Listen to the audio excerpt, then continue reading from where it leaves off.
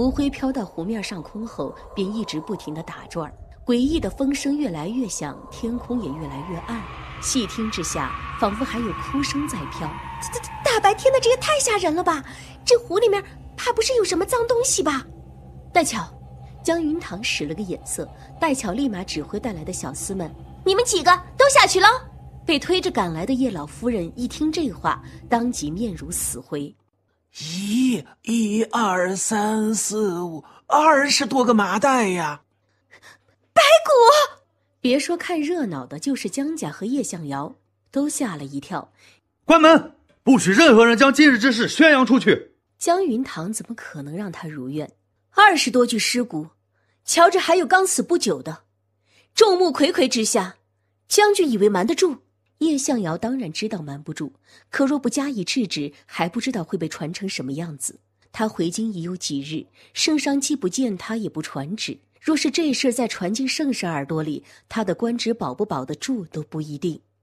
关门！他大喝一声，让人去驱逐人群。这时一个丫鬟忽然从人群里冲了出来：“娘，你死得好冤啊！”有人喊冤，这热闹怎么能不看？北定将军府，这是想隐瞒命案吗？苦主都出来喊冤了，将军府怕是想趁机灭口，这样可就死无对证了。谁家后院没点脏事？但这也太脏了！去报官，赶紧去大理寺报官！这天子脚下随便砸死一个人，都有可能是3品官的家眷。赶进来看热闹的，自然有身份，不会怕。叶向瑶顿时骑虎难下，丫鬟趁着这个空档，一下子扑到了江云堂的面前，大喊：“夫人，求夫人救救奴婢！奴婢的娘已经被老夫人给杀了，奴婢不想死。”此话一出，众人皆惊，纷纷看向一向以柔善出名的叶老夫人。叶老夫人在看清馨儿的脸后，本就无血色的面容彻底僵了。你这丫鬟胡说什么？我何时杀了你娘啊？你娘乃是我的心腹嬷嬷，昨儿下午还在我跟前伺候着，我竟不知她已被歹人给害了。就是老夫人杀了奴婢的娘，还想要杀奴婢，是奴婢命大，当时身上正好带着一把小刀，才得以割破麻袋逃出升天。胡言乱语，我为何要杀你们母女？反正当年的事证据都被我毁了，就算他说出来，我也可以不认，甚至推到江家人身上。因为老夫人叫奴婢埋了2个鬼娃娃在夫人的院子里，那鬼娃娃身上还带着生辰八字，一个写着正月初5子时临水镇财神庙，一个写着6月24江云堂，还有针刺着腹中。2个娃娃都是拿4盒如意锦做的，那是猴王世子送给江家的贡品。老夫人还说过，若是此举害夫人不成，或是东窗事发，便能将此事推到江老夫人头上。诸位若是不信，可以去正院后院北边的墙根底下挖。燕圣之术何等歹毒！您是想让我们母女都丧命于此吗？我没有，你们死了与我有何好处啊？夫人，是奴婢对不起您，老夫人的确不是想要夫人的命，她是怕您知道当年是她害死了您腹中的孩子。不信您看那娃娃针刺的部位，就是在腹中。江云堂面上装着镇静，眼中的泪却每一滴都是真的。孩子，我腹中何时有过孩子？叶向瑶也一怔，看向叶老夫人：“污蔑！你这是污蔑！若是空口白牙，他自然不怕，可如今这鬼娃娃倒成了他害人的证据。”馨儿将那日同江云堂说的话一字不落地当着所有人的面再说了一次，且更为详细。老身没杀人，更不会害死自己的亲孙儿。老天爷呀，这丫鬟定是给人收买了，故意来污蔑老身。是江家，是不是江家？这驱邪的道士就是江家人请来的，做娃娃的布料只有江家人才有，也只有江家人想让江云熙成为将军府的夫人，定是他们的。江老夫人闻言气得暴跳如雷。叶家想把罪责全部归咎到我头上，想得美！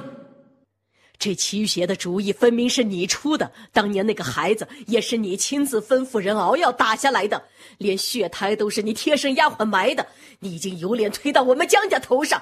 还有那狐狸的尸体，死的怕都是你们叶家的奴仆，非要攀咬我们江家，难道是我江家人跑到你叶家来杀人抛尸不成？你！叶老夫人被骂得气血翻涌，眼看无计可施，干脆两眼一翻，直接晕了过去。叶老夫人看着挺和善一人，原来私下里竟这般歹毒，难怪我家老祖宗不让我跟叶家的姑娘沾边，还是老祖宗眼睛毒啊！为了外室子毒害正是夫人腹中的孩子，还是两家人一起做的局，闻所未闻，见所未见呐！今日叶家驱邪，不会是想要叶夫人怀里那个孩子的命吧？亲的不给生，收养的也想弄死，巴巴的让正室给外室腾位置，太狠毒了！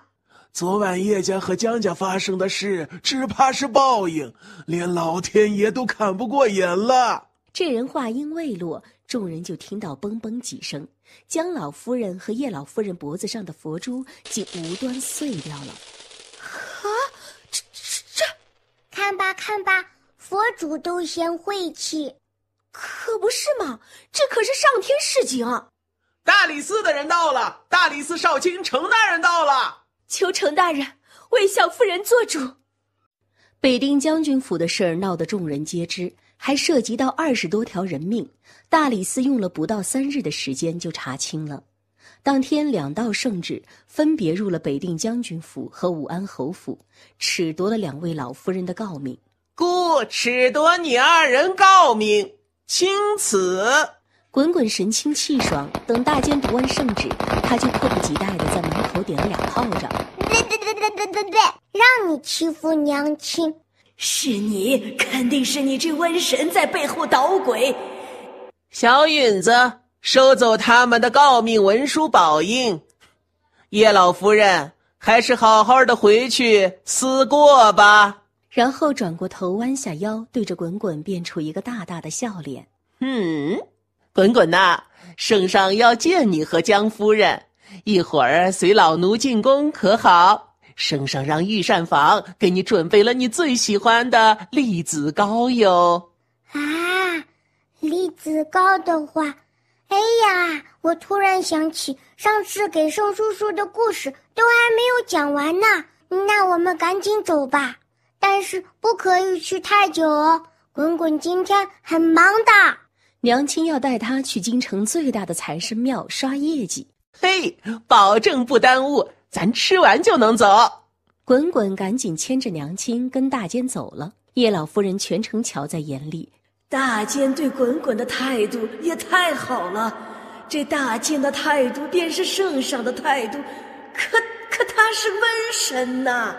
大监难道没把临水镇的见闻告诉圣上，圣上不怕吗？叶老夫人正惊疑不定，见叶向瑶被小厮推着往外走。你这是去哪儿啊？进宫请罪。圣上并未问他的罪，可心里未必没有迁怒于他，只是碍于他有军功在身，不好再明着责罚他罢了。叶老夫人看他这态度，知道他定是恼了。当年云堂有孕的事，娘瞒着你是娘的不对，可那些话也是你自个儿说的。你说绝不会让云堂有孩子，只有这样咱们才能一辈子捏住他的短儿啊！娘打下那个孩子的时候，娘也心疼啊，那可是我的孙儿呢。叶向瑶手指用力抠紧，几乎要嵌进掌心，最后什么都没说便走了。你与叶将军之事，朕已知晓。3纲5常有云，夫为妻纲，夫不正，妻可改嫁。如今你倒是有充足的理由向朕求职和离，你可想好了？臣妇决定，暂不和离。滚滚手心里的点心顿时不香了。为什么呀？江云堂看向叶帝，叶帝的眼神倒是一点也不意外。臣妇乃女子，母兄俱在，并未分家。一旦和离，就只能回江家。可不论叶家还是江家，于臣妇而言，只是虎穴与狼窝之分罢了。且一旦和离，陈父便没了将军夫人这层身份，滚滚跟着陈父只会遭受更多委屈。陈父希望日后能凭借自己的能力助业立身，如此才能好好养大滚滚，再堂堂正正的与叶将军和离。你倒是比你那5个哥哥强多了，颇有你父亲当年的风采。说罢，叶帝便一抬手让大监送来一份圣旨。准许和离的圣旨，朕已经拟好了，用不用、何时用、怎么用，都在你。这是朕对故去的武安侯的慰念，也是对滚滚的交代。江云堂一听就明白了是什么意思，这道圣旨就是一把悬在叶向瑶头上的剑，让他猜疑，也让他忌惮。如此，叶家人再想动滚滚，也得好好掂量。臣父叩谢圣恩。等滚滚吃完了糕点，便带着圣旨一起出宫。叶向瑶远远的就看见了滚滚怀里抱着明黄色的圣旨，心头猛地直跳。滚滚也故意拿着圣旨晃啊晃，你看。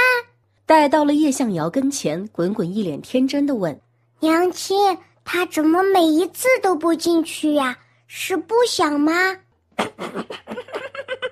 多损呐，小祖宗！叶将军，圣上听闻将军今日身体抱恙，吩咐您回府中好好休养。叶向瑶牙关都快咬破了，圣上还是不见他，却给了江云堂一道圣旨。难不成圣上真准许他和离了？圣上有何旨意？你当真要与我和离？当年你有孕之事，我并不知情，我可以发誓。江云堂听完只觉得讽刺，躲在他们身后的缩头乌龟，恶心的事一件没少干，还想将自己摘得干干净净。你知不知情？我早就不在意了，如今还肯留在叶家，只是为了让你们一一付出代价罢了。江云堂看都懒得再看他一眼，直接抱着滚滚上了马车。哇，都是人的味道！嘿嘿嘿，接单，嘿嘿，业绩。江云堂如今最敬奉的便是财神，找到唯一控制的蒲团就要跪下，却被人给拦住了。夫人头一次来这财神庙吧？这蒲团旁人可用不得。您瞧，滚滚认识，点微，这是谢敖敖专柜。天哪，我认字认一半已经很离谱了，居然还有比我更离谱的，只认一角。不是说男儿膝下有黄金吗？我谢敖敖要报复，让谢家重振往日荣光，成为大业首富。滚滚的小耳朵蹭蹭一下竖起来。报复首富，大胆呀！滚滚记得爹爹们的财神殿里暴富的单子摞起来有10棵发财树那么高，可爹爹说过，只有祖印、才格、德身、形面皆为上品，且经得起财神考验，才能担得起暴富之财。祖印浓厚，才盘圆润，膘肥体壮，还爱钱如命。就你啦！他跟店里的财神金身好像啊！你就是财神？谢敖敖一眼锁定。你认识滚滚？谢敖敖哪管认不认识？小爷我风雨无阻归了6年，财神终于显灵了，你能让我暴富吗？能吗？谢敖敖不愧是靠努力和幸运被财神选中的小男人，这就是财神的聚宝盆吗？滚滚眼睛再次瞪大。你认识滚滚的聚宝盆呀？那就是了。谢敖敖毫不犹豫地将唯一一块银锭子全款倒进了碗里。接下来呢，是不是就等着暴富了？当然不是，暴富要经过财神考验，签下契约，而且不包售后的。滚滚从碗碗里掏出一张暴富符，递给谢敖敖。那滴血成器。咬破手指挤了好大一坨血上去。好啦，你以后就是滚滚的人啦。行。滚滚接完大单，满足地抱着婉婉和娘亲离开。围观完全过程的路人满脸震惊。天爷呀，没见过这么小的骗子和这么好骗的傻子。这谢家小郎君莫不是想发财想疯了？谁打1岁起就天天来财神殿跪着，那孩子本来就不正常。造孽呀！谢家虽说没落了，但从前好歹是第一皇上，再落魄也不至于穷疯了呀。财神殿里男男女女议论纷纷，江云堂直接抱着滚滚上了马车。2个孩子对话极其丝滑，在旁人眼里是一个敢说，一个敢信。若不是他知道自己养了个真财神，还能看到滚滚碗里的符咒，也得误会他们一个骗一个傻。滚滚，你可知方才那个小哥哥是谁？他叫谢敖敖，出身皇上谢家，是谢家第6世的长孙。谢家20年前可是大业朝第1皇上，也就是朝廷的钱袋子。可先帝穷兵黩武，不过10几年的功夫就耗空了国库和整个谢家。圣上登基之后休生养息，却不喜谢家的钻营之风，故意冷落了他们。因此啊，谢家如今已成了京城商贾中的末流。对了，谢家的老宅子就在将军府右边。滚滚听了一大段，就明白了最后一句。那我们就是邻居啦。谢家为了不惹圣上的眼，早就搬去城南了。将军府旁边的宅子一直空着，许多官员想买，但谢家一直咬死了不卖。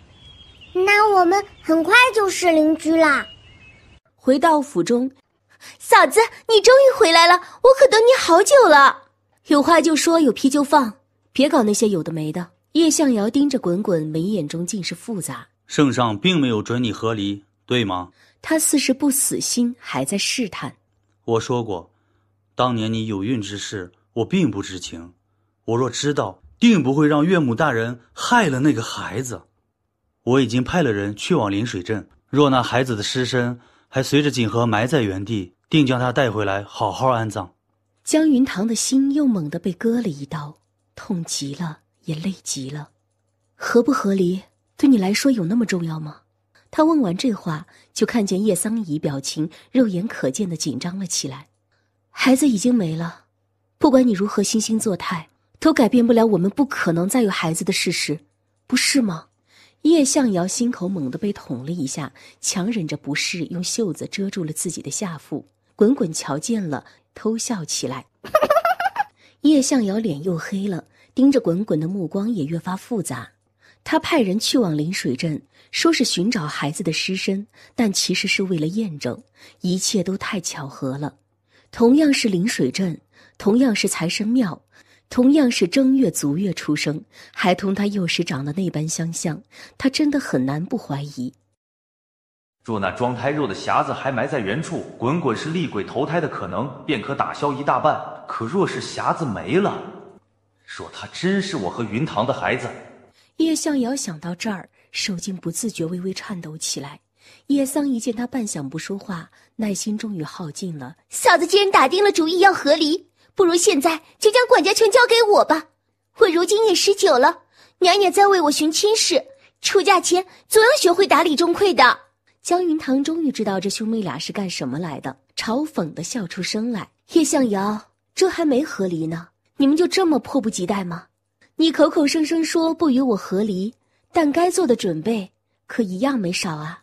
是嫂子你铁了心要与我大哥和离，但还想霸着管家之权，又是什么道理？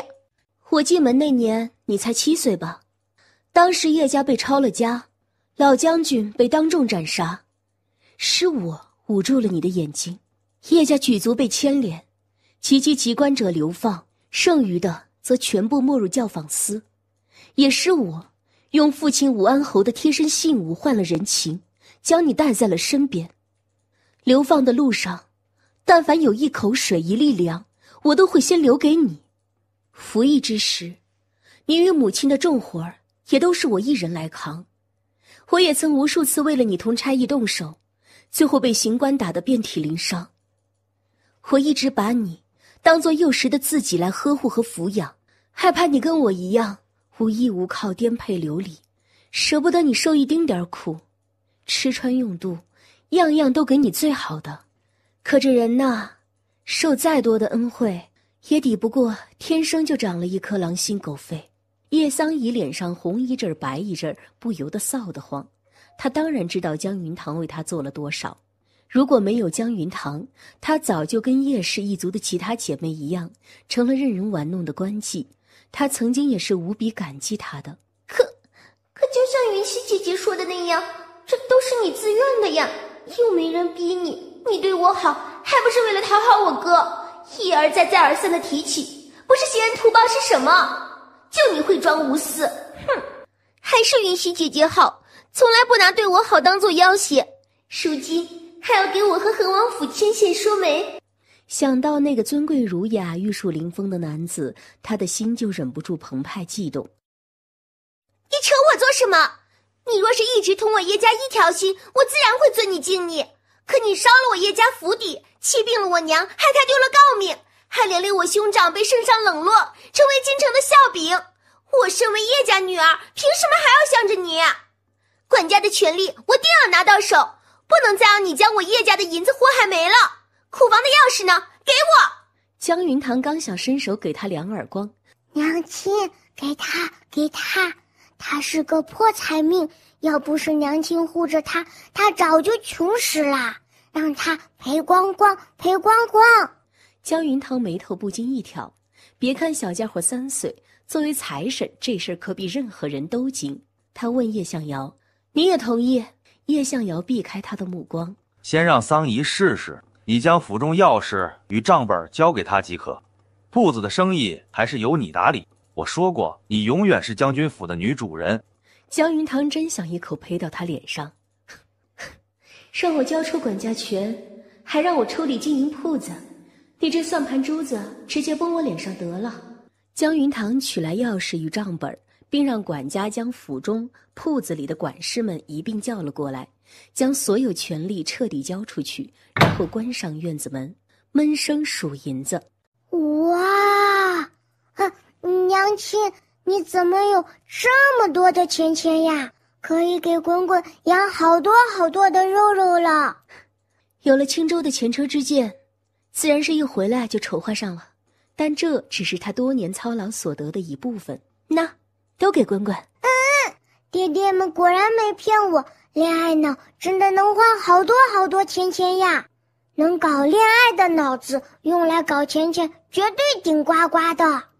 待入了夜，滚滚先去了一趟谢敖敖梦里。谢敖敖躺在床上睡得四仰八叉，蹬的被子都掉在了地上，拿半块没吃完的桂花糕盖着肚脐眼儿。报复！桂花糕好吃。我要报复！滚滚好嫌弃呀，捡了根树枝戳他。没反应，滚滚只好扯着嗓子喊：“银子来了！银子，你是来给我送银子的吗？你要银子不？要多少？要多少都行嘛。他很贪心的，第一次碰上报复大单，滚滚自然大方。而且爹爹说过，要的越多，考验越大，这都是财主自己选的。我要一满床的金元宝。哇，金子，真的是金子，就这么给我了吗？这么多，我要怎么花呀？滚滚可不管这个。爹爹说，报复的尽头就是破产，也是考验的第一步。你想怎么花就怎么花，反正3个月要花完的。我走啦。说完，滚滚就载不停蹄地赶往下一家玉亲王府。准备好了吗？今夜由谁来服侍啊？回太妃娘娘，是那位扬州送来的羽长姑娘。她服侍多久了？别儿可曾有动静？今日正好满3个月，王爷应该已经熟悉她了，但暂时还没有动静。奴婢知道羽长姑娘长得不合娘娘意，但她已经是这批姑娘中最有手段的了。今夜且让她试试吧。那就试试，但愿能给哀家生出个漂亮的孙女儿来。片刻后，一位身着轻纱、体态婀娜的姑娘被送了进来。那姑娘命若桃李，袅袅婷婷地行至榻边，眉眼含情，主动依偎进不省人事的男人怀中，一边在男人耳边低吟，一边将手伸进男人的寝被里，不停地探下去。滚滚跑了4个王府，终于跑对了地方赶来时，就看到一个瘦得跟豆芽杆杆一样的白面叔叔，正瘫在床上，绷在被子里，哭得像个被人调戏了的大姑娘。这一天终究还是来了，本王的清白。叔叔，你怎么哭啦？云别看着头顶上突然冒出来的小娃娃，惊疑交加，却不知该如何回答。这让我怎么说呀？我总不能说我娘为了给我留种，找了个不认识的姑娘来糟蹋我吧？哎呀！哎，此事说来话长了。哎，小娃娃，你是谁啊？我是滚滚，圣上叫我来你梦里陪你聊天的。皇兄让你来的？梦里？不是，你怎么来的？就睡着觉来的呀。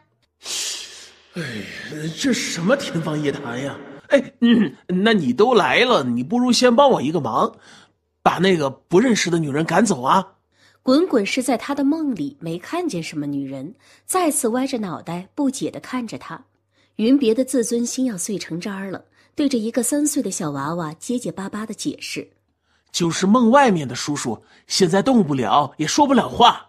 但是有一个叔叔不认识的女人，非要和叔叔一起睡觉，你能不能想办法帮叔叔赶走她？滚滚这回听懂了，从碗碗里掏出一只长公主扔到云别手上，吓得连滚带爬从床上滚了下去。王爷你醒了，王爷饶命，王爷饶命！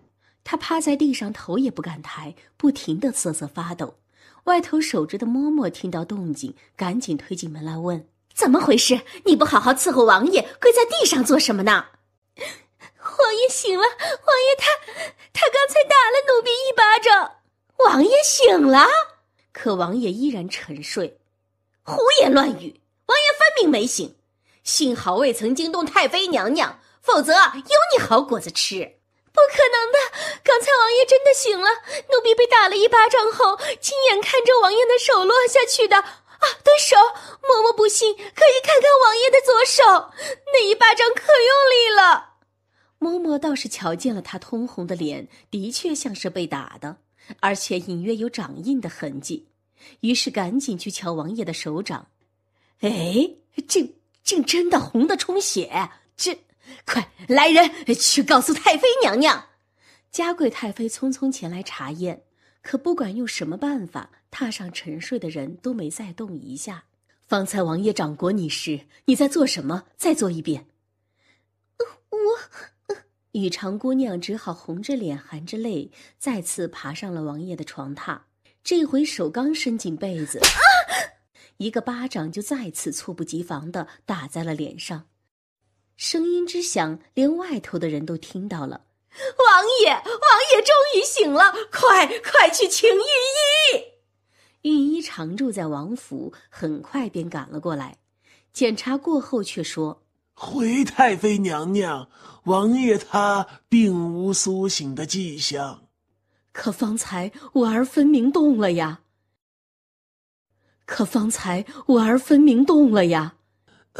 这个王爷虽一直昏迷着，但对外界是有感知的。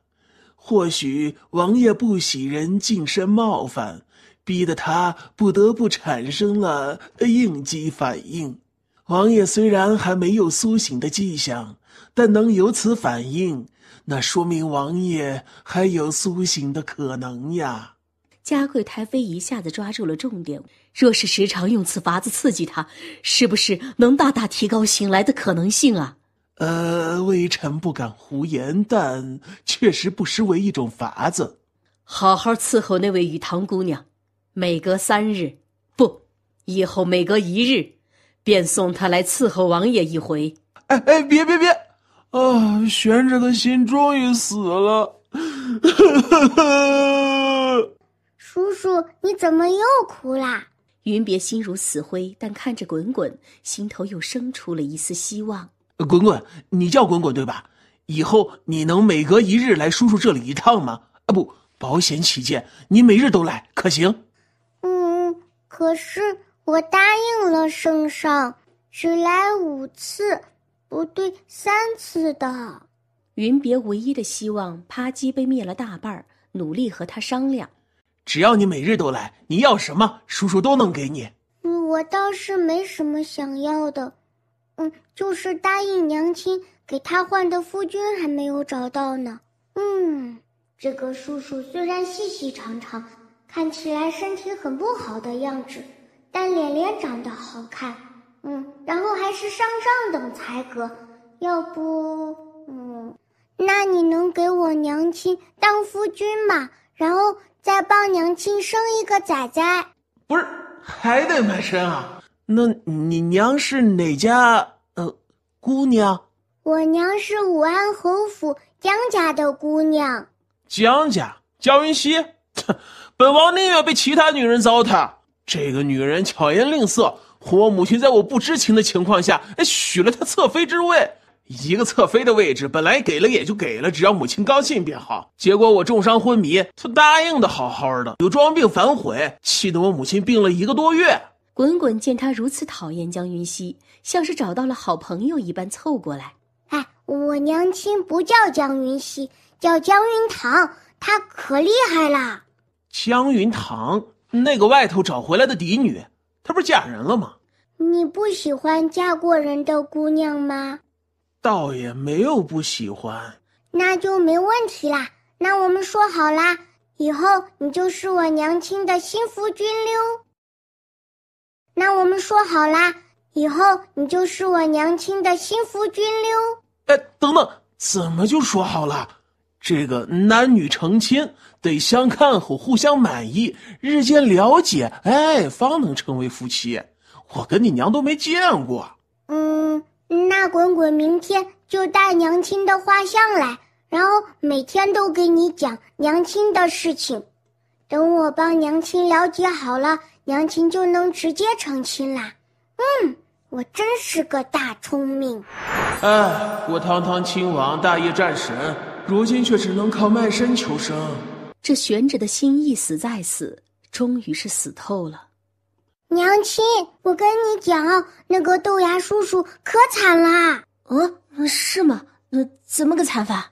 云堂原本困得很，愣是被玉亲王悲惨遭遇给听清醒了。滚滚是说王爷昏迷的这些年，每天都被迫和不认识的女人在一起，所以想让滚滚帮他。江云堂面色尴尬，都不知道说什么好了。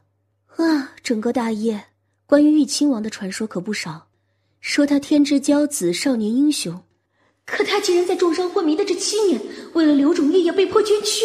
天哪，配种的猪都没他惨。江云堂沉吟片刻，想到圣上的目的，不由问滚滚：那豆芽叔叔还能醒过来吗？能呀，可是圣上叔叔只要滚滚陪豆芽叔叔聊天，没说要叫醒他呀。造孽的圣上啊！所以滚滚有办法让豆芽叔叔醒过来。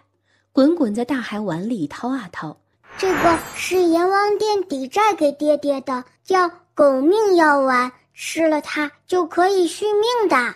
狗命药丸？这滚滚确定这药是救命的？这个不是救命的，是借命的。爹爹说谁救人就借谁的命，而且只有心诚才灵。这样啊，那还是让豆芽叔叔继续睡着吧。滚滚听话地将药丸收起来。好。不对呀，那豆芽叔叔醒不过来，还怎么跟娘亲成亲生崽崽呀？不行，必须醒。娘亲，滚滚去哪儿？给你画像啊！路过前院库房的时候，正巧看到一个丫鬟鬼鬼祟祟的从里边出来，怀里抱着一个大箱子。娘亲，她拿了好多小钱。夫人，那是2小姐院子里的人，这个时辰府里的人都还没起呢，她偷偷摸摸的，定是没干好事。江云堂点了点头，戴巧立马悄悄跟了上去。没一会儿便一脸疑惑地回来了。夫人，那丫鬟去了后门处，把箱子交给了江老夫人身边的一个婆子，还说什么要买院子。江家那婆子还嫌叶家给的少。江云堂凝眉，买院子？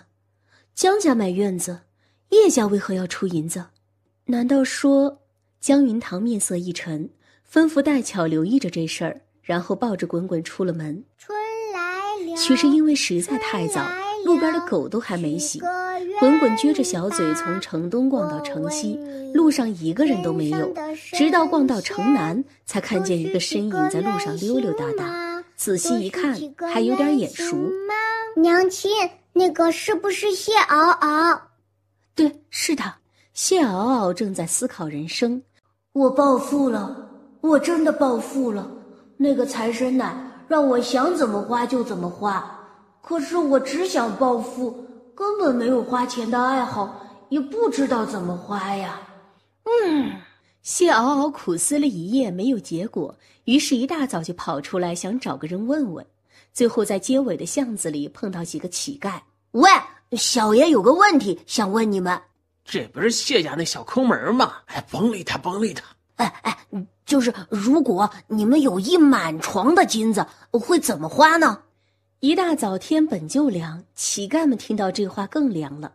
其中一个老乞丐眼睛都没睁，懒散地敷衍他：买肉包子、棉裤子，然后买大宅子，娶大姑娘，生大胖小子。唉，小爷没有那种世俗的欲望。算了，问你们也是白问，你们又没有，但小爷我是真有。乞丐们生生被他气的呀，齐齐递了个眼神爬起来，从四面八方将谢媪媪给围了。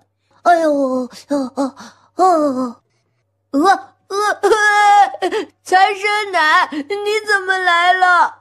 咦，你先回家穿裤裤吧，羞羞脸。那个，我请你去我家玩，我家有可多小兔子了。想到烤兔腿儿，眼睛大亮。哇，谢媪媪赶紧去前头带路。都说了我谢家不卖宅子，你们是听不懂还是没长耳朵啊？下次再敢找上门来，别怪老娘我泼大粪啊！谢家的宅子空了那么多年，空着也是白空着呀。这回可是个大主啊，人家武安侯府愿意出5万两银子呢，你再考虑考虑嘛。10万两老娘也不卖，管你是侯府还是朱府，都给老娘我滚！行，跟你说不通，等你男人回来了我再来。江云堂立在不远处，耳边想着听到的话，死死地掐住了手心儿。武安侯府，这京城就没有第二个武安侯府。原来江家真的要买谢家的老宅子，而且一出手就是5万两，其中怕是有一大半出自叶家。难怪叶向瑶那么迫不及待地让我交出管家之权，原来是着急挪用银子呢。那谢家老宅就在将军府右边，跟北定将军府只隔着一道墙，如此便利之所，只能是买来给江云熙住的。不能娶不能纳，叶向瑶就把人养在我眼皮子底下膈应我是吧？看来我给叶家留下的银子还是太多了。江云堂气得浑身发抖，好半晌才深吸一口气平复下来。谢夫人，我这里有一笔空手套白眼狼的买卖，不知你有没有兴趣？空手套？你是？有啊！晌午从谢家离开的时候，滚滚带走了2只最肥的兔子。一个红烧，一个油炸。江云堂也心情大好，走，逛街去。我替叶家赚的银子，岂能让他们肆意享受？倒不如花给滚滚。夫人，奴婢找了3辆马车，咱一家铺子的买，让掌柜的直接去府里要账。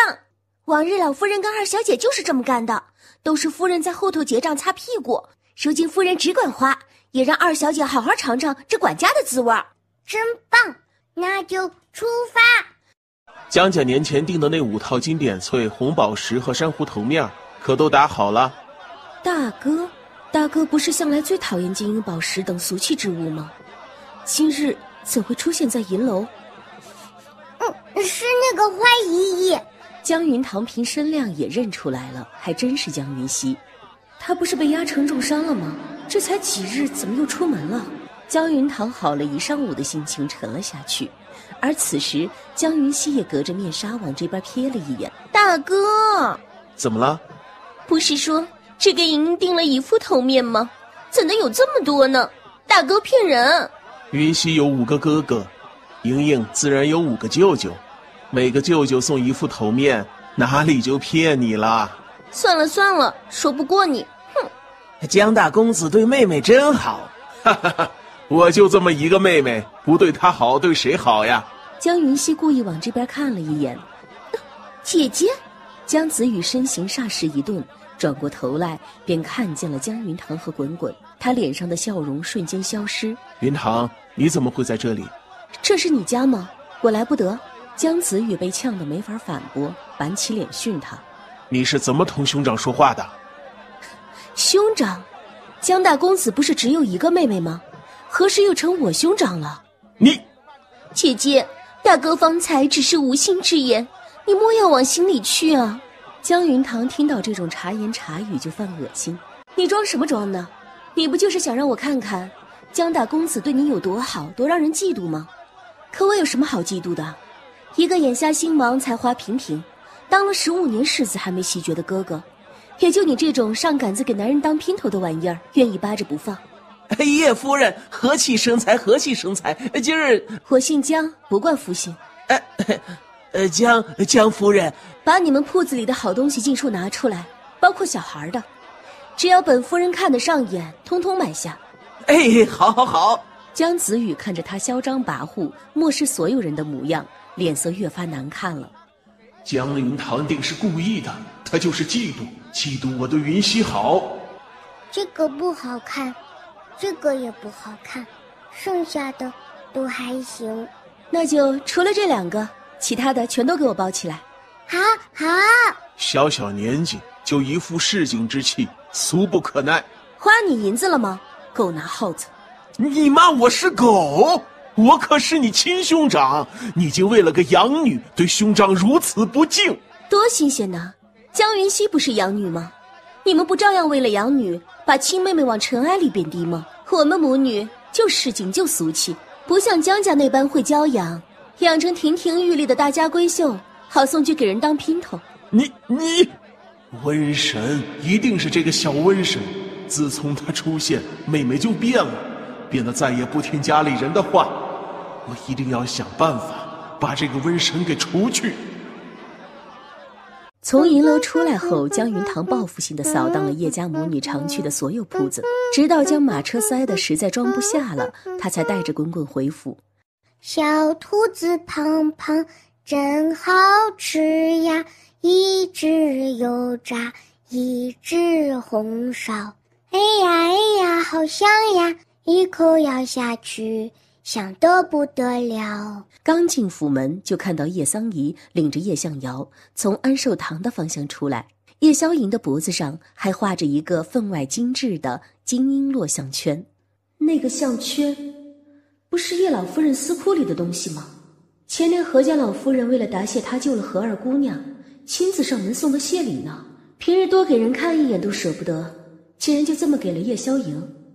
江云堂心里头不是滋味，忍不住想起了自己那个没机会出生的孩子。叶桑仪也只当没看到江云堂母女俩，连个招呼都不想打。可叶萧莹看到滚滚牵着的2只垂耳兔子，一下子就走不动道了。姑姑，我要那2只兔子。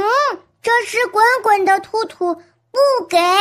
叶桑仪方才在安寿堂听母亲哭了1个多时辰，句句不离瘟神和小野种。此刻见滚滚还敢这么嚣张，火一下子就上来了。你这野种冲谁嚷嚷呢？莹莹可是我大哥的亲女儿，你算个什么东西？你要是敢不给，我就让人把这兔子给扔出去。你扔一个试试。叶桑仪一噎，心底还是挖楚的。如今我把着钟馗，他只要还在将军府，就得看着我的脸色过日子。哼！来人，给我把这小野种！啊！叶桑仪话未说完，一个巴掌就结结实实扇在了脸上。江云堂看他不可思议的神情，冷笑：掌家的掌也可以是巴掌的掌。我从前舍不得打你，不代表以后不会。从今以后，别再让我听见小野种这3个字。说完，江云堂就抱着滚滚大步流星地走了。叶桑怡好半晌都缓不过神来，盯着江云堂的背影咬牙切齿。你居然打我！你居然敢打我！姑姑，我的兔子，我要我的兔子！不就是兔子吗？姑姑给你买一对，别哭了。我不要买的，我就要那2只兔子，我就要！叶桑怡气得七窍生烟，随后怨毒的目光一转，你过来，你去正院南墙那边守着，那里有一排狗洞，兔子只要出了屋，你就给它引出来，然后，江云堂，我看你能嚣张到几时？等隔壁的宅子买下来，云溪姐姐和江老夫人就会搬过来，以后日日都有你受的。滚滚可不知道自己的兔兔这么招人惦记。回到家后，他先把娘亲的画像藏到了小枕头下面，然后备了很多娘亲喜欢的东西。好啦，等晚上一起带去给豆芽叔叔，我要让豆芽叔叔多了解娘亲。刚收拾好，突然听到外头传来丫鬟的惊叫：“啊！谁干的？竟敢把死兔子扔进夫人的院子！大乔姐姐，这好像是滚滚牵回来的兔子。”滚滚歪着小脑袋仔细想了想，是跟我的兔兔有一点点像，可是滚滚的兔兔没有这么扁，我鸡鸡选的可肥可圆啦。我的小祖宗，再圆的兔子压死了它也是扁的呢。江云堂也是又生气又好笑，示意戴乔抱上滚滚，然后抄起红缨枪杀去了叶桑怡的院子。叶桑怡正带着叶萧莹在后院玩兔子。杀人了！叶桑怡吓得惊叫连连，跌坐在地上。待看清是江云堂后，他哆嗦着指着他大喊：“江云堂，你干什么？信不信我去告诉我大哥？”戴乔，然后随手将兔子皮扔到了二人头上。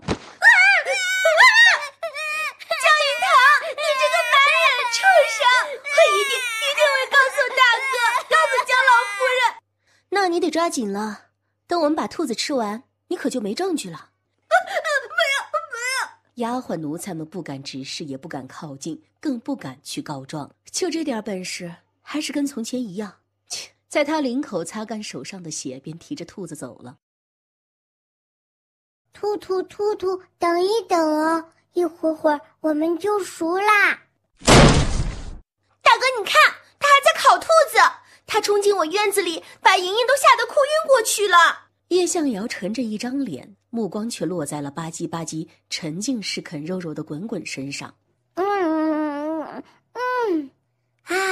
好香啊！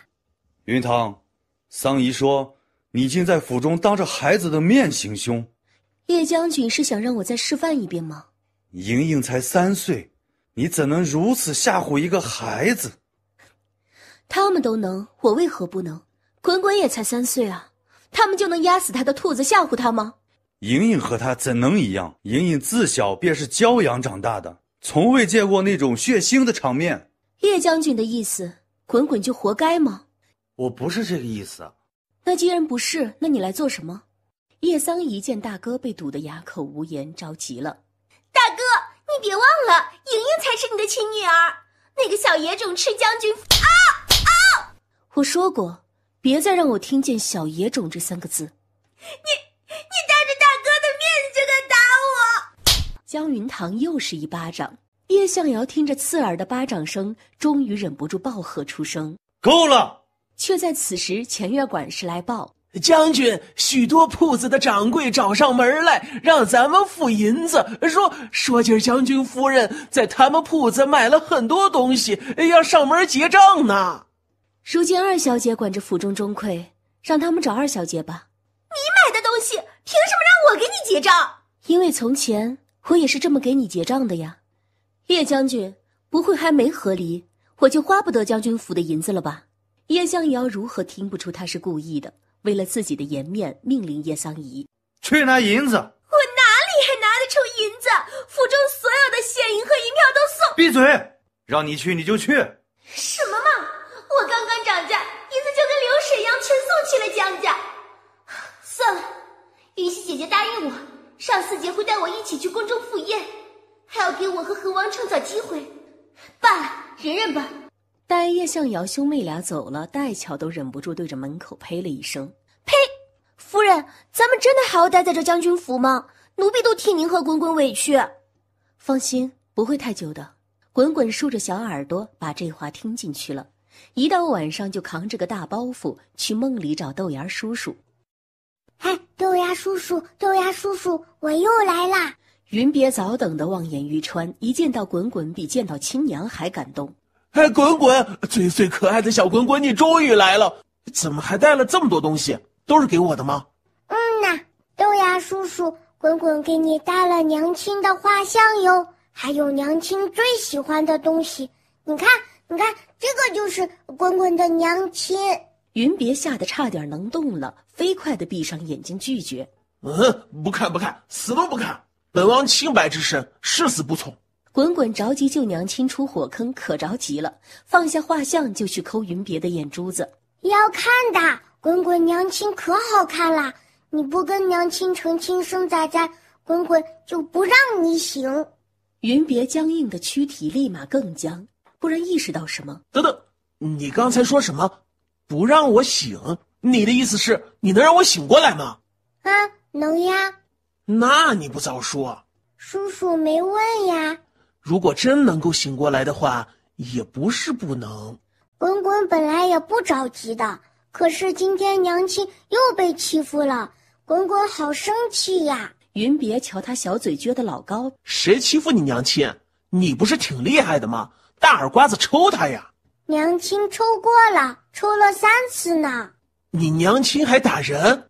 打呀，但是没有滚滚的长公主厉害。说着就把今天所有和娘亲有关的事都讲了一遍。说时迟，那时快，娘亲提着红缨枪，威风凛凛，虎视眈眈，英姿飒爽。一讲又讲到了天亮，云别却是一点都不困，越听越精神，眼睛也是越瞪越大。哇，这夫人威武啊！亲哥相公小姑子逮谁干谁，可比京城那些哭唧唧的大家闺秀强多了。哎，抽完耳刮子然后呢？你继续啊！可滚滚一看天快亮了呀，滚滚还要去找人呢。豆芽叔叔，我下次再来找你吧。说完他爬起来就消失了，把云别急得眼珠子直转。这时留在枕边的画像缓缓地从床沿滑下去，意外地全部展开。云别一眼就看到了，然后惊悚地迅速收回来。死眼，别看，都是套路。算了，就看一眼。滚滚从云别这里离开后，在玉亲王府又转了好几圈，才找到嘉贵太妃的床榻。嘉贵太妃正要醒来，被滚滚一爪爪给按了回去。你要救你的大崽崽吗？嘉贵太妃睁开眼，陡然看见自己枕边多了个粉妆玉砌的小娃娃。你是？我是滚滚，我在你的梦里面。你要救你的大崽崽吗？滚滚，梦里？对呀，梦里。可爱，真可爱，完全长着他梦中情孙的模样。滚滚拧着小眉头第3次问：你不救你的大崽崽吗？嘉贵太妃笑了笑，这才不急不缓地问：你能救我儿？你又是哪家的娃娃？滚滚连香油钱都不要了，立马从碗里掏出狗命药丸。能的，只要把你的命借给他就行啦。借命？有意思。嘉贵太妃一眨不眨盯着滚滚，似是还不相信他的话，以为自己就是单纯的日有所思夜有所梦。滚滚却很认真地解释：也不用全借的，只要心诚就很灵的，滚滚就送给你啦。说完，外面天色已经亮了，滚滚着急回家，同嘉贵太妃挥挥小手就消失了。转头就看到了枕边放着一颗红色的药丸，难道不是梦？嘉贵太妃瞬间惊愣住，然后迅速起身收拾，装着药丸来到了云别的院子。一进暖阁，就看到云别枕边多了一个包袱和一幅画像。这姑娘瞧着有点眼熟呀，这不是武安侯江家那个唯唯诺诺的受气包吗？他是受气包，他明明那么虎。哎，等等，我娘看得到画像。嘉贵太妃不信鬼神，只觉得蹊跷，立刻吩咐了人去查。滚滚可不知道自己被水灵灵的惦记上了，四仰八叉的补了个觉，刚睡醒就听见戴巧在屋里回话：夫人，果然不出您所料，府中公账上已经没有现银了，连二小姐跟老夫人的私房钱都给抠出来了。今儿二小姐还跑去铺子查账，发现铺子上也没有余钱了，转头就闹到了将军那里，还说是夫人您昧掉了，怂恿将军查您的小库房呢，让夫人把银子吐出来呢。滚滚闻言赶紧抱紧自己的大碗碗，娘亲把钱钱和金银宝贝全都给他了，前前后后加起来有7万多两呢。不给抢，都是滚滚的。哼！江云堂见滚滚这小貔貅的模样，忍不住笑起来。他们要是敢来，让他们搜便是。将军也是这般说的，气得二小姐当场就甩脸子了，怕是不敢来。不过后来二小姐又去了老夫人院里，老夫人那边怕是不会善罢甘休的。我巴不得他自己往我枪口上撞呢。昨日他一共花了9000多两银子，老夫人和叶桑姨能这么痛快地拿出来，说明这些年没少从他手里抠银子。当年叶家背抄平反之后，圣上只赐了宅院铺子和田产，这些年一直由他打理，所得利润有5成给了老夫人，所以老夫人和叶桑姨如今私库里的东西大多是他劳心劳力赚来的。我不但要花中宫的，老夫人和叶桑姨私库的银子也别想留。果然江云堂带着滚滚刚吃完午饭，老夫人那边就派人来了。夫人，老夫人说您已经许久没去安寿堂请安，让奴婢过来，请您单独陪老夫人说说体几话。这是挑她做儿媳妇的理了，还特意强调了单独2个字。去，滚滚也要去。我这做儿媳的嘴笨，哪有小孩会哄老人？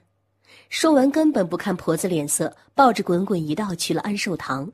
让你自己过来，你怎么把这个小子，怎么把他也带来了？一进门，叶老夫人看到滚滚也来了，吓得心口都紧缩了一下，自然是带过来给母亲请安的。滚滚虽然是收养的，但养在我名下，不管怎么算，都是将军府的嫡长女，来给祖母请安，不是应该的吗？谁是你祖母？别说养女，就算这小瘟神真是我亲孙女投胎，我也不会认的。请安就不必了。我问你，你昨日可是一口气给自己买了7套赤金头面？咱们北定将军府并非豪族世家，又经历过抄家，底子薄，这点你不是不知道，怎能如此大手大脚？将军府底子可不薄，薄的只有我一个人罢了。将军府底子再薄，我这个将军夫人总还是要面子的吧。母亲和桑姨房里哪个没有10套8套的头面呢？反倒是我，这些年来来去去就带着几根素簪子，成亲12年，竟连一套像样的首饰都没有。如今我不管家了，有时间打扮打扮自己了，母亲却斥责于我，意思是我不配吗？叶老夫人直接惊呆了，这是我的词儿啊，我可没那意思。叶老夫人赶紧找补一句，又沉下脸来看了眼滚滚，越看心里越硌得慌。你给自己买也就罢了，怎么给孩子也买了那么多首饰布料？他还小，哪里用得着那么多呢？滚滚命苦，跟了我这么个娘，来将军府好些日子了，浑身上下连个像样的物件都没有。今儿去买的也都是些小玩意儿，勉强能看得过眼罢了，却不想在母亲眼里还成了奢靡。我昨儿回府时，倒巧见了叶萧莹戴个金璎珞项圈，很是精致贵气，而且眼熟得很。他说到这里故意顿了顿，果然瞧见叶老夫人脸色变了。我记得前年冬天，我跳进湖里救了东昌伯和府的2姑娘，后来和老夫人上门拜年时，为表谢意，送了一对白玉镯子和一双金璎珞项圈，祝母亲能早日抱上孙儿。如今那项圈倒真给孙儿戴上了，只不过不是从我肚子里出来的罢了。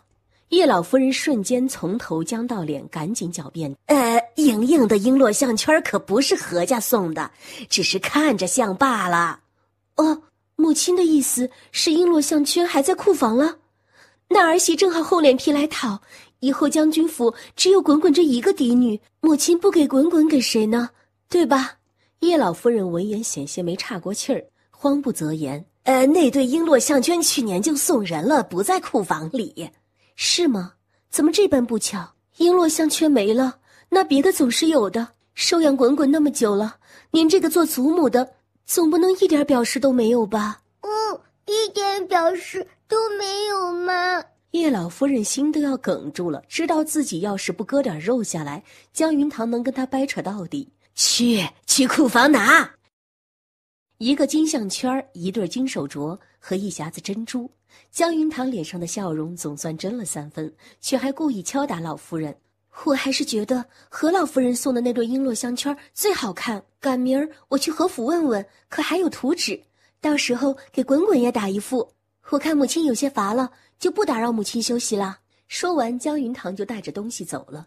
桑姨，快去把送给莹莹的璎珞项圈拿回来！娘，你怕江云堂做什么？以后少惹江云堂，他屋里那道圣旨还不知道写的什么，你就这么一而再再而三的得罪他。我说桑姨啊，你可长点心吧，别总被江云熙当枪使。哼！叶桑姨仍旧一脸不服，却没再说话了。这时婆子进来传话：“老夫人，江家那边来人了，说谢家答应卖宅子了，要6万两，而且只要现银。”怎么转眼就多了1万两？谢家怎么不去抢啊？江家的意思，这1万两得由叶家来出，还说只要宅子买好了，老夫人就能日日看到自己的亲孙子。我哪里还拿得出银子？去把我压箱底的银子拿出来！娘，大夫已经说了，瑶儿那处怕是不中用了。江云熙生的儿子是我唯一的亲孙子了，也不能让江家捏着我的长孙呐，得尽快放在眼皮子底下才能安心呐。滚滚白得了金子和珍珠，一到晚上就迫不及待地去找豆芽叔叔那里炫耀。你看，这都是娘亲给滚滚赢来的。云别明明好奇得很，却装作一点也不感兴趣。这什么呀？一个粗制滥造的金项圈，一对丑不拉几的金镯子，和一匣比弹珠还小的珍珠，这都什么破铜烂铁呀？滚滚生气地瞪大眼睛。这是娘亲给滚滚赢的战利品，才不是破铜烂铁。哼，滚滚不跟你玩了，滚滚要回家。云别能屈能伸，赶紧认错。别，你走了我怎么办？你娘亲给你赢的都是宝贝，行了吧？滚滚立马坐回来，将自己的宝贝们一个个在床上摆好，然后插着小牙看着他。那夸吧。这小东西还是个娘宝，看来以后得罪谁都不能得罪他娘。云别正这样想着，突然听到开门声，吓得他声音立马变了调。他来了，他来了，他又来了，滚滚救我！他来了，他来了，他又来了，滚滚救我！滚滚还是很讲信用的。不用怕，看我的长公主。我的珍珠呢？床边嘉贵太妃嫌弃地拿着珍珠，精致的眉眼疑惑地皱起。今日可有可疑之人进过别儿的房间？王爷屋子内外12个时辰都有人守着，除了娘娘，今日并无人进出。嘉贵太妃疑惑更深，这个项圈和手镯，难道是那个叫滚滚的小娃娃？他也去过别儿梦里，只有他能通过梦境凭空留下东西。哀家让你打听的是如何了？回娘娘，画像上的女子的确是武安侯府寻回来的嫡女江云堂，12年前便嫁入了北定将军府叶家。江云堂多年来无所出，前阵子收养了个3岁的小姑娘，叫滚滚，但那小姑娘被云堂保护得极好，见过她的人不多，因此还不确定是不是娘娘要找的孩子。这样啊，将这几样东西收起来，很快便能知道是不是了。娘娘还有一件事和江家另一位姑娘有关。江家的另一位姑娘，你是说那个诓了哀家的江云溪？叶将军背着江云堂在青州养了个外室，还生下了一女一子，那外室就是江云溪。年前儿，叶将军还以军功请旨圣上，想娶江云溪为嫔妻，被圣上驳回，举家召回了京城，冷落至今呐。哼，他还真是个贱蹄子，在哀家跟前献了3年的殷勤，哄得哀家许了他侧妃之位，结果别儿重伤昏迷不到1年，他就反悔了，还用那等拙劣的伎俩下哀家的颜面。亲王的侧妃之位他看不上，却跑去给武将当外室。娘娘息怒啊！当年那件事已经让江云溪在京中坏了名声，加上他那见不得人的身份，哪家的勋贵弟子还能看得上他？活该他自甘堕落。只是未曾想，他竟朝自家姐妹下手。因着他的缘故，江云堂已经跟叶家、江家都闹僵了，连管家权都被夺了，日子怕是也不好过。江云堂不好过，那我那可爱的梦中情孙岂不是得跟着受苦啊？不行不行，绝对不行！立刻差人去宫中传话，本宫要亲自见圣上。嘉贵妃说完，竟连儿子都顾不上，头也不回地离开了。滚滚坐在那里等啊等，等了许久，自己的宝贝都没回来，急得也顾不上豆芽叔叔，赶紧回去找娘亲告状。娘亲，娘亲，滚滚的珍珠不见了！江云堂听完前因后果，忍不住扶额。这小家伙夜夜将家里的东西往王府搬，王府那边怕是已经起疑了。以嘉贵妃对王爷的重视，应该很快就会查到这里了。我倒是没什么，但是滚滚……江云堂有些头疼，滚滚却只惦记着自己的宝贝，小嘴撅得能挂油壶了。娘亲，滚滚的宝贝还能回来吗？这娘亲也不知道啊，以他的财力应该看不上这点破铜烂铁吧，但也不好直接上门要吧。滚滚自己去。哎，又睡着了。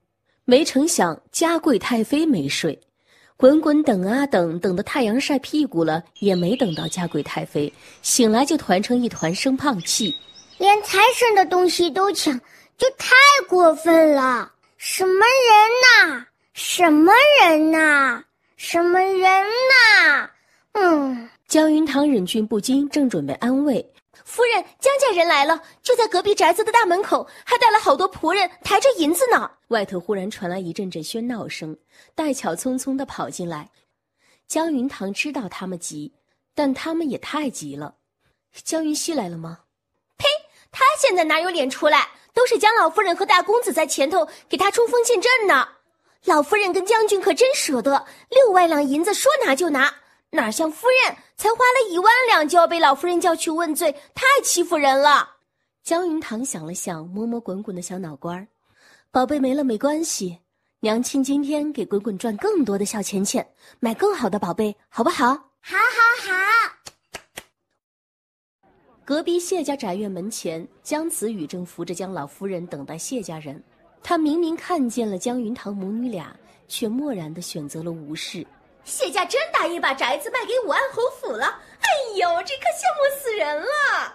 谢家的宅子可是这条街上景观最好的，就是比玉阶的王府那也差不到哪儿去呀。侯府到底出了多少银子，既然能让谢家松口？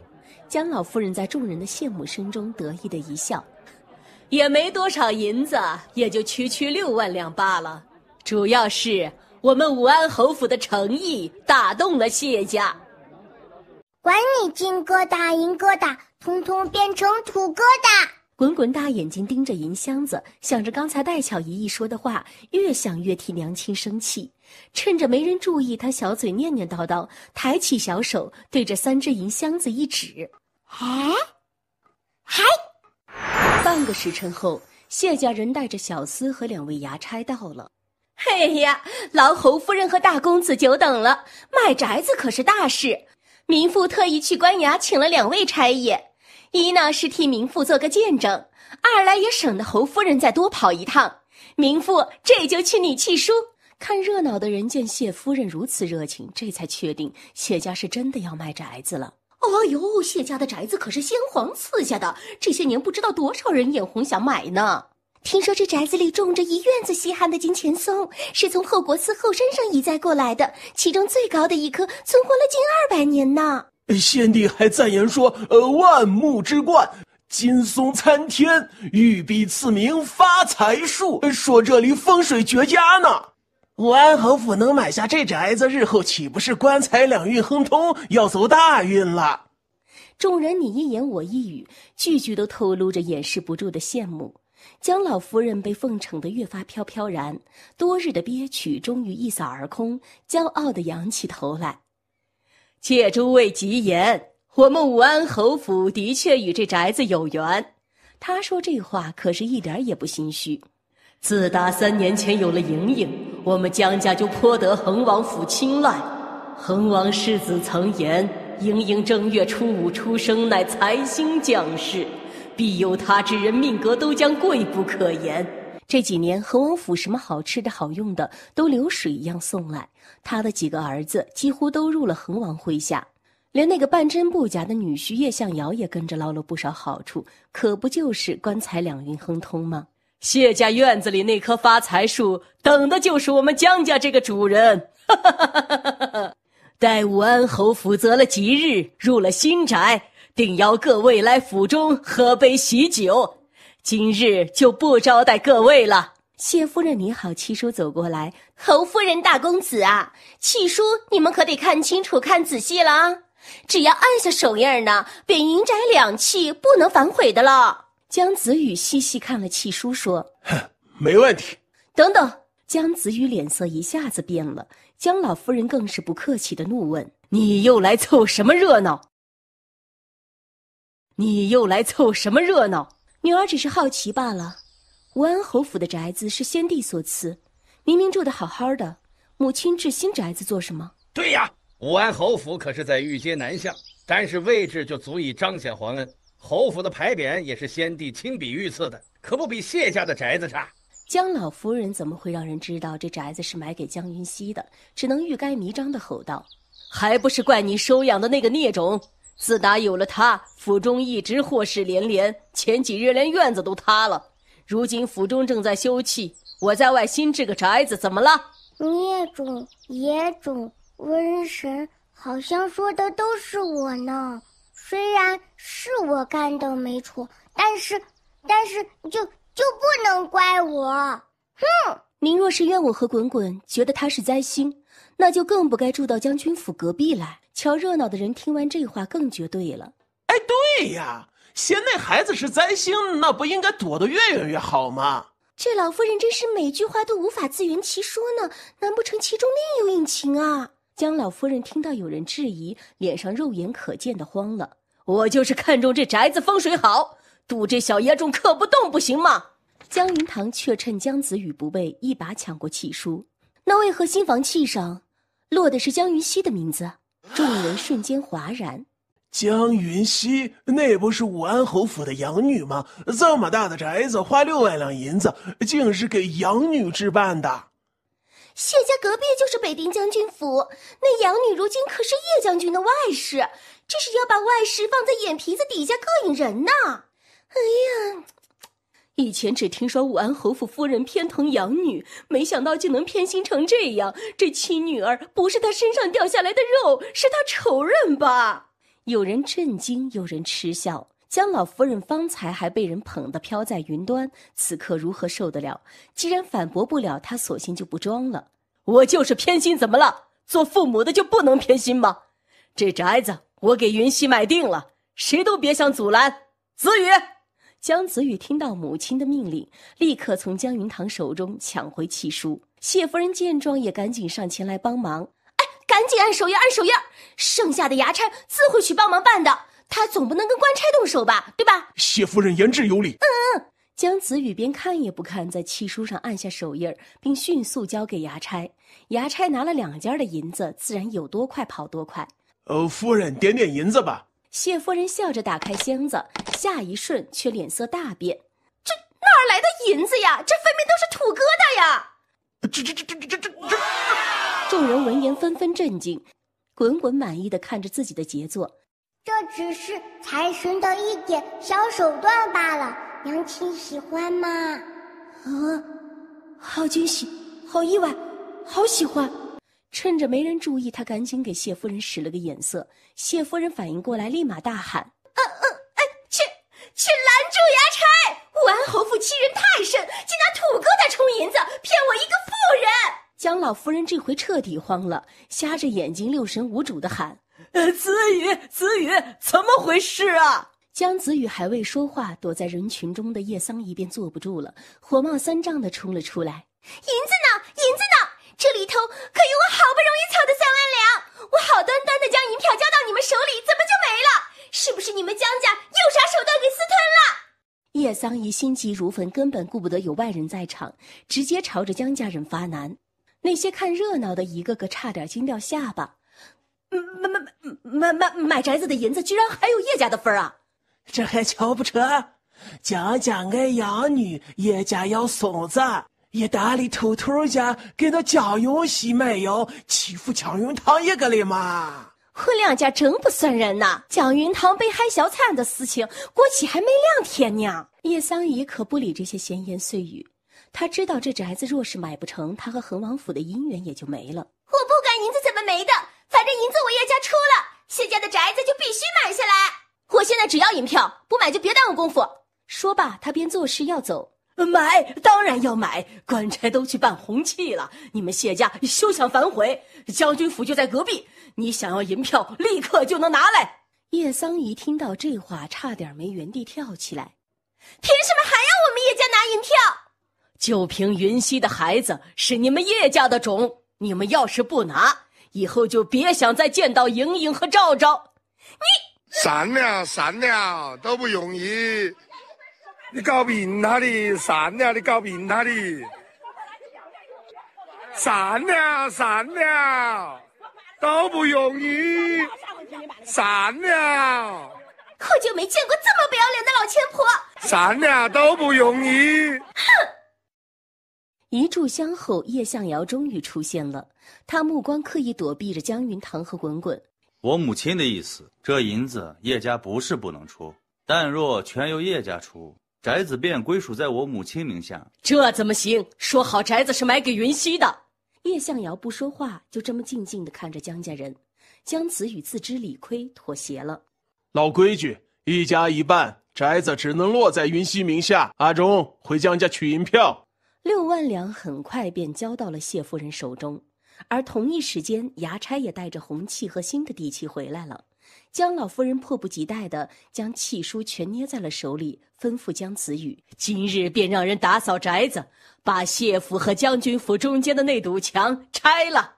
谢夫人却猛地一惊：你们要拆我谢家的墙，脑子没坏吧？谢夫人，这里如今已经不是你们谢家了，您说的银宅2契不得反悔。你们说什么胡话？你们买的是我谢家城南的宅子，我谢家祖宅什么时候改姓江了？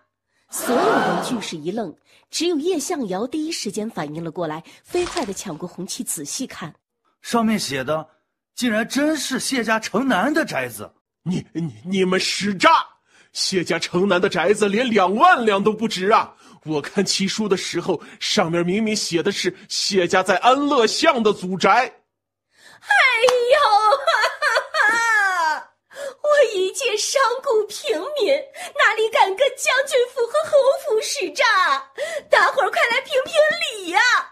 那契书上一直写的都是我谢家城南的宅子，当初江家找上门来说我家城南的宅子风水好，他们愿意出价高，我才肯卖的。